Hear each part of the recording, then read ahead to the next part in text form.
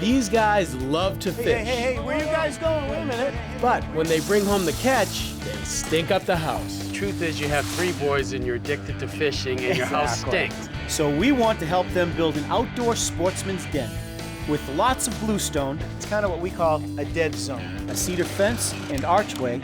Beautiful top here. And a huge outdoor grill and fish cleaning cabinet. That is sick. When there's no room to grow inside, move that sauna, living room, or recreation room outside. I'm Dean. I'm Derek. We're moving on. We're out of here. And in just 3 days, we want to take the indoors out.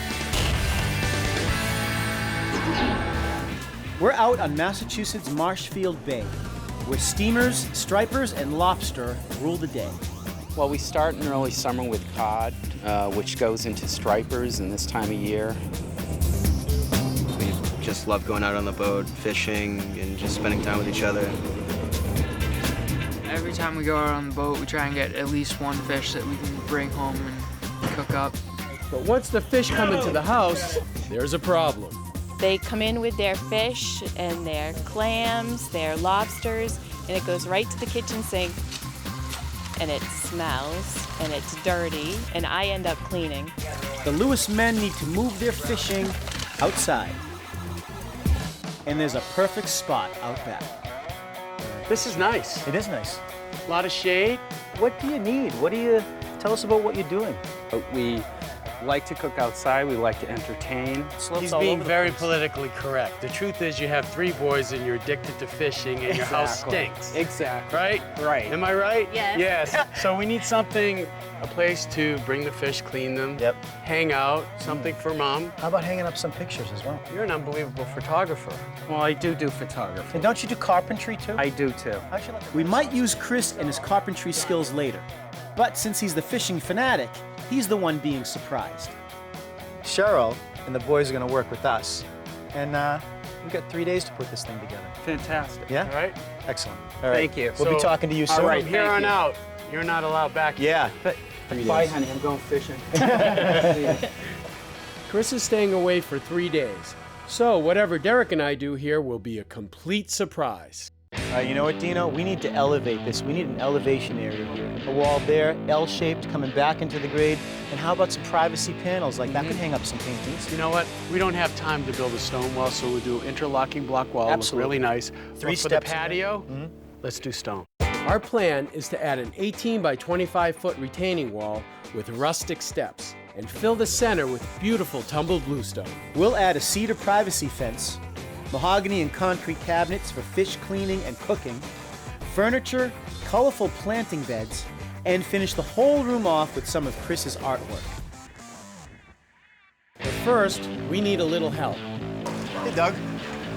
The last boys we meet again. Doug Capodanno and his crew are helping out. Everyone gets on the same page with design. So we just need to scrape the grass out of here. Then we start digging out for the patio and wall. With this project, we've got multiple contractors working in a small space. Time is of the issue. There are guys in each other's way. It's a lot of men, a lot of moving, a lot of materials. The project's so big, we think we need a few more bodies. So we get a little help from the Lewis sons. I used to do a little bit of landscaping, but nothing with stone or anything like that. But so it's going to be a new experience. Everyone pitches in to finish getting the 25 by 18 foot patio area cleared out. But before we can start adding stone, we'll need to bring the entire area up about 21 inches. So we start adding layers of compacted crusher wood.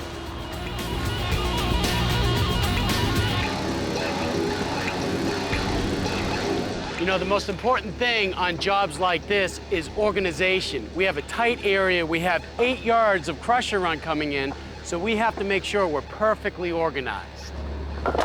Now we're working with one of our favorite products. It's a tumbled bluestone. Now that's gonna go in the paving area. And Sean and Tim and Zach are helping me organize this because the pallets are pretty heavy. We gotta loosen them up for the Jackson and the Bobcat to move them into this space. You gotta love a Bobcat. Oh, we need to move 1,400 pounds. Oh, let's do it. It's nice. Coming up, the secrets of building a gorgeous cedar wall. And that is level. And now this we just have to plumb. And the trick to building a quick and easy retaining wall. That would be level. That would be level. That would be level. Perfectly level.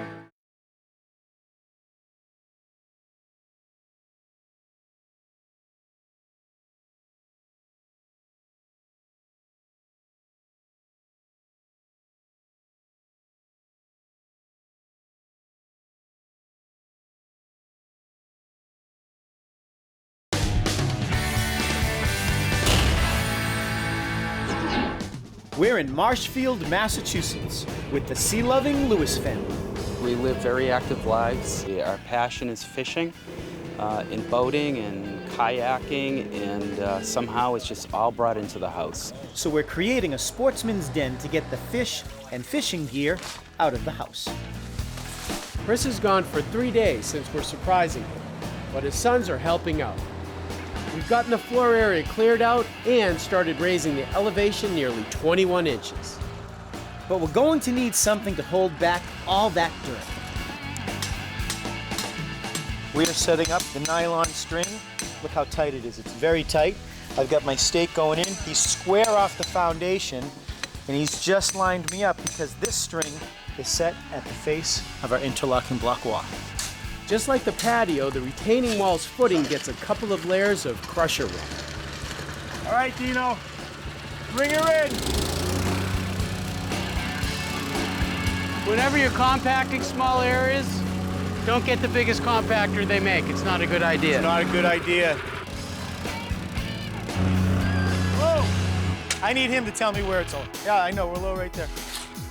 I didn't want to say short because I know how you feel about certain work. Now this is a great interlocking block wall product for short walls. Low walls. Low walls. There's the groove on the bottom, and that's tongue on top. There's no pin system. No pins, There's but no adhesive. you It's have a to- tongue and groove system. Exactly. And look at this. He set the first row so the tongue is on top. perfectly level. First row, Yeah. if that is not perfectly level, you might as well just quit. Yeah. I can tell right now, Derek, Yes, Dean. that's probably not level. I'm bowing.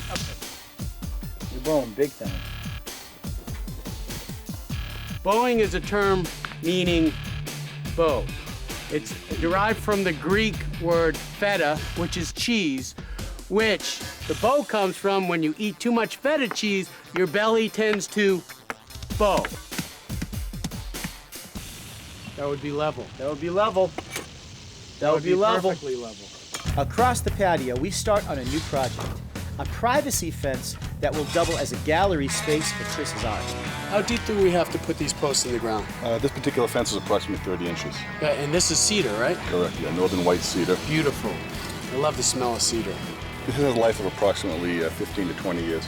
And the Yes. most important thing is to get the first post perfectly plumb, and this has to be perfectly level because it sets the whole Exactly. line, right? Exactly. And that is level. And now this we just have to plumb. With fences like these, you want to work out one wall section at a time. And for those posts, don't use concrete, which will only cut the cedar's lifespan, but instead add dirt in 3 to 4 inch layers. The cedar's given the den a wall. But what's a room without a threshold? These are our Rosetta steps. Now they're irregular and they're made out of concrete. These 50-inch long babies weigh in at about 500 pounds each. Good thing we know exactly where we want to put them. Okay, what we've decided to do is have the first step in front of the wall. We're going to set it with the cleft or uneven edge facing out.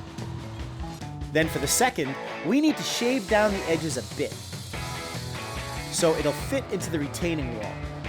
This one we're setting with the straight edge facing out. Meanwhile, there's plenty of pressure run left to bring up the patio area to its finished height. If you have any questions on this project, Or how to build any kind of outdoor room. just go to DIYnetwork.com. So why you stop shoveling? I can't rake. Because it was for the dot. Coming up, an unusual design idea that will have you looking inside your patio. That's kind of what we call a dead zone. And It smells and it's dirty and I end up cleaning. And this here is a cool feature we added. we're ready to put those fish heads outside.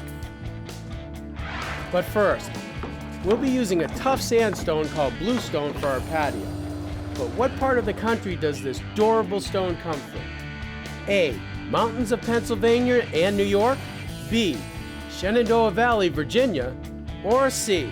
Lakes in Oregon. Stick around to find out.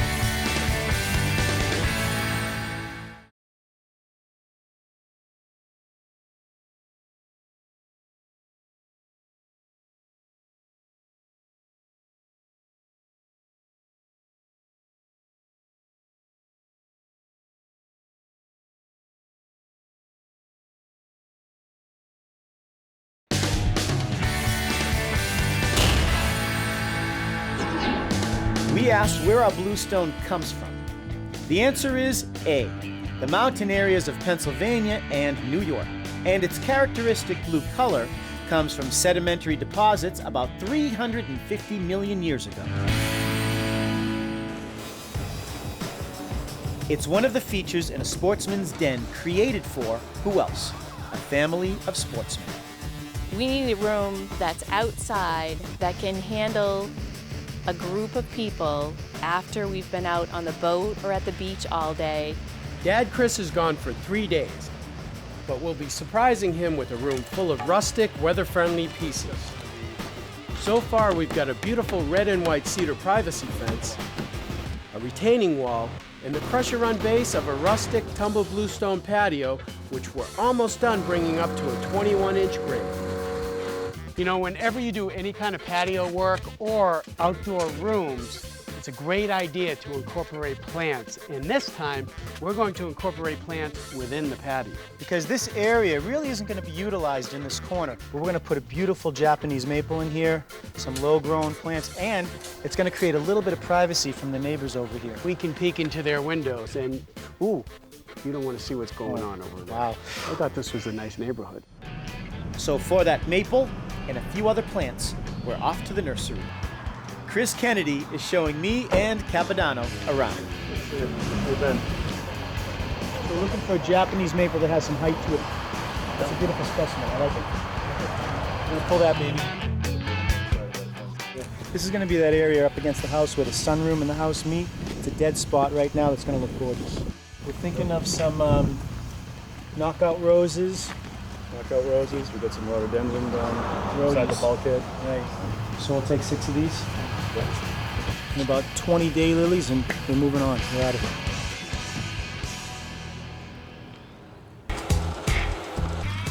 Back on site, the patio area is finally ready for stone. We're ready to set our first bluestone paver. Now this is tumbled. We have 3 different sizes we're working with. The hardest part with these is prep work, getting the sand in and figuring out where to start. Then things can fly with our 6, 12, and 18-inch pieces. Now this random pattern is set in rows. So all the rows are the same width, but then we're gonna use the random pieces all the way across. Rule of thumb, don't have any of these cross joints like an intersection. That's what we're doing. And in case we get out of line, This is what we call a guide. We've set strings every 4th or 5th row. But look at this. I'm off about 1/2 inch. So we've got to pull everything back towards that string because we don't want to get off kilter on the way to the end of this patio. Of course, not everything's on the straight and narrow. This is a piece of wood, a strip piece of wood that we bent. We got the exact curve we wanted, and now Jackson is tracing it out. Then we're gonna come around and cut it. Perfect way to make curves. No mistakes. Give me my stick back, Jackson. It's mine. the patio will hold one of the room's key features, a fish cleaning cabinet. And even though Chris is the one being surprised, we have him and his sons helping out at a house down the street. This is for our trash. So, as you're cleaning the fish, you dump everything in here. It's hidden out of the way. Now you frame this in PT, but on the outside, it's this beautiful mahogany. It's beautiful, it lasts forever, and over time, it turns a beautiful silver color. Okay, man, you guys can go right back at it. Don't let me slow you down. Coming up, The mahogany is not the only part of our cabinets that is going to be silver. Wait till you see these countertops. That's not concrete. And even though he's helped out, Chris hasn't seen a thing. He's probably freaking out. Yeah. The big reveal next.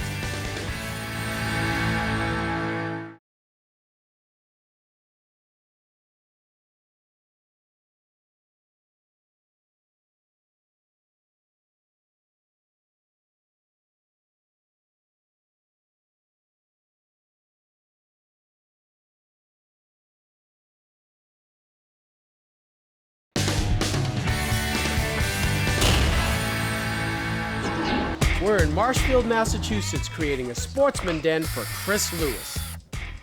He's been away for 3 days and is in the dark about his new den. I'm sure it's going to be way beyond what my expectations are. The bluestone floor is in and ready for the fish cleaning cabinet Chris built off-site. Okay, so this is the outdoor sink we're gonna put in. And Barry here is our plumber. Barry makes $350 an hour. I, as a stonemason, probably make 25. So I need to get into your trade. You know what I like here is the dispenser you put in here for the soap. What we'll do is we'll have a shutoff underneath the sink.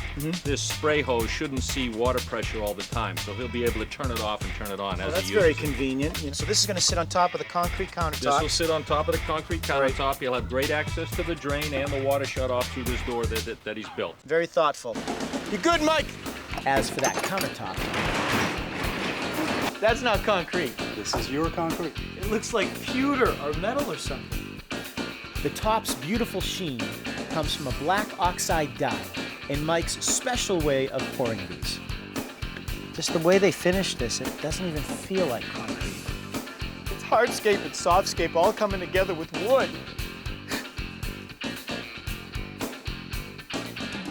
To make sure it stays put, we add silicone. There's a push method when you're doing silicone, and that's what I'm doing. If you push the silicone forward, you don't have to use your finger to run over it afterwards and clean it up. Across the yard, you know, every outdoor room should have an entryway, and this is it. Beautiful. Top here is Western red cedar. Welcome to our room.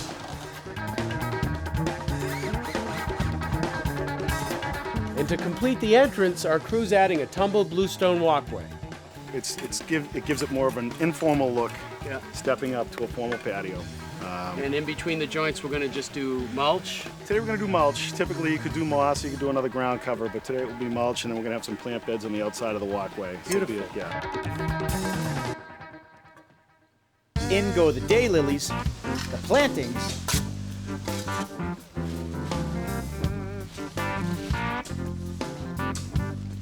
and a couple of other goodies.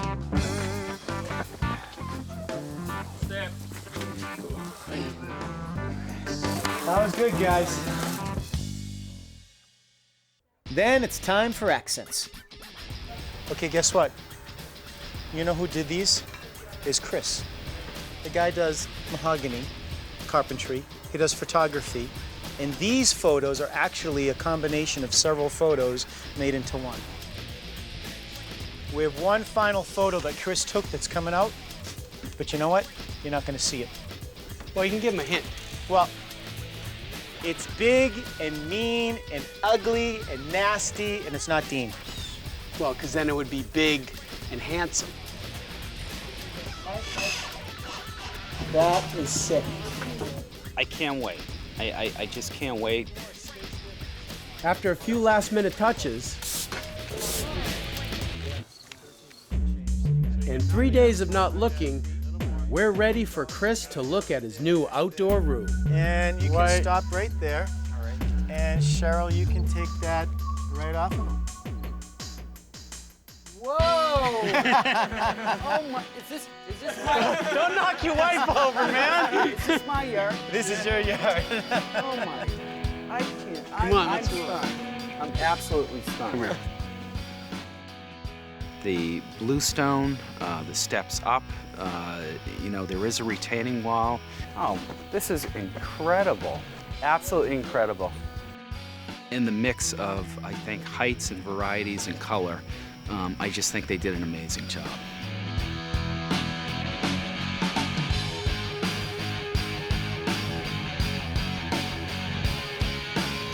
Look at this, man. Wow. Concrete countertop. Yep. You have your sink, place to clean the fish. All right. So Fresh, while you're cooking here and you're doing all this stuff, you can look up. Oh, yeah. Who took that photo? Oh, I did. Yeah. It's your gallery. It's your Really room, is. man. 3 days ago, we had a grassy slope. It was a pathway into the house. Now we have this gorgeous living space to come home and unwind in.